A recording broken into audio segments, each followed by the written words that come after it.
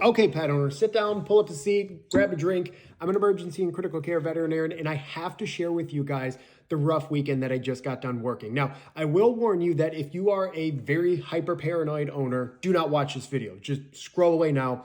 You've been warned. For those of you that are going to stay with me, I want to preface this by saying that the reason I'm making this video is not to scare you. I just get a lot of people that want to know what it's really like being a veterinarian.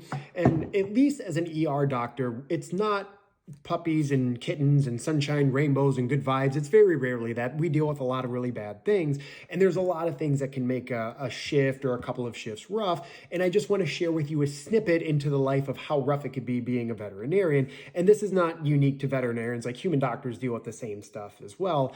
And what made this weekend particularly rough is that in a span of 3 different shifts, I diagnosed cancer, which that's not the rough part. We diagnose cancer all the time.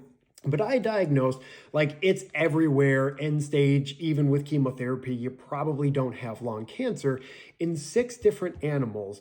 And the oldest one was a cat that was just over 6 years old.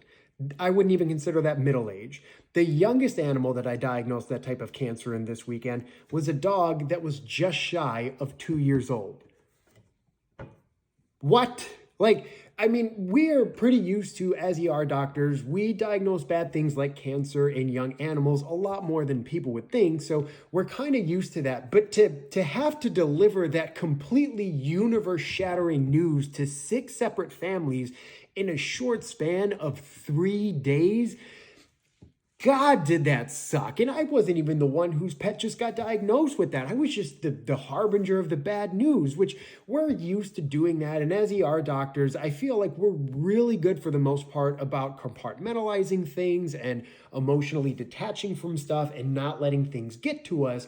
But even for a seasoned ER doctor, like, to have that difficult conversation 6 times in 3 days, my God, did that absolutely suck. Like, after the first 2, I was expecting the third one to happen, because we always say that bad things come in sets of 3s to us. So when the third one happened, I was like, okay, I expected this. It still sucked, but I expected it.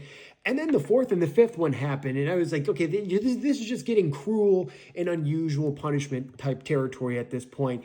And then with the 6th patient, the moment I put my hands on their belly for palpation, I knew what it was going to be. And the very first thing that came out of my mouth was, are you effing kidding me? Like, God, that's one of those things that it gets to you, and you can't help but feel that you need a cigarette, because you feel like the universe just screwed you over more than anything that could have ever happened.